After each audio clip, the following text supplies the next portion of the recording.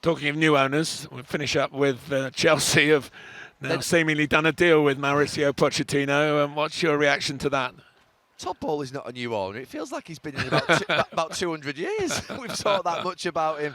I love Pochettino, so I can look. I said a couple of weeks ago, I think it was Monday Night Football, maybe on this podcast, that they could be Mauricio Pochettino away and refining the squad and adding one or two more players to it in the right positions that they're short in, for him having a very good season next season. I think Mauricio Pochettino will not take a job on where he didn't think there is huge potential to get Chelsea back up to the very top of the league. And he's done it at Tottenham. It's not a too dissimilar situation to what he faced at Tottenham, where he had a group of players that didn't run as much as he wanted them to. They may be a bit older than he liked. And now he's going to have a group of younger players at Chelsea with some older players, maybe don't run as much as he'd like them to, maybe not as organised as they should be, haven't got the patterns of play that he'd want.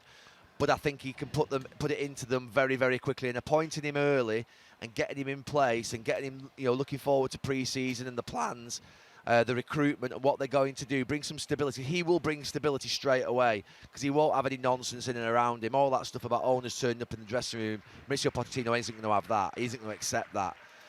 So I think from that point of view, it's a really good move.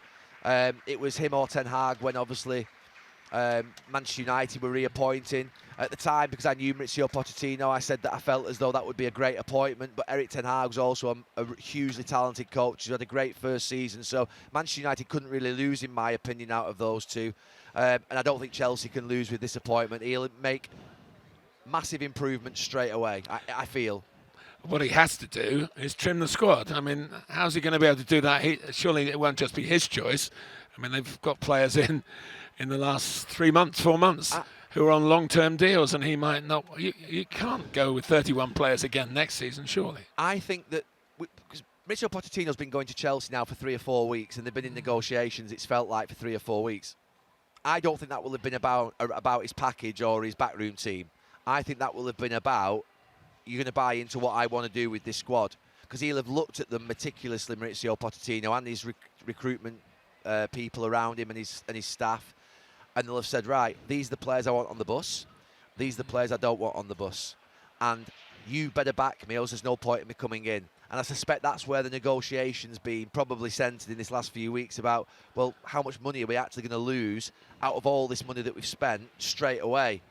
And we'll have to write off a lot of our investment because he might not want some of those players. They don't fit into his ideology of what a football team looks like. They're on 7-year contracts, some of them.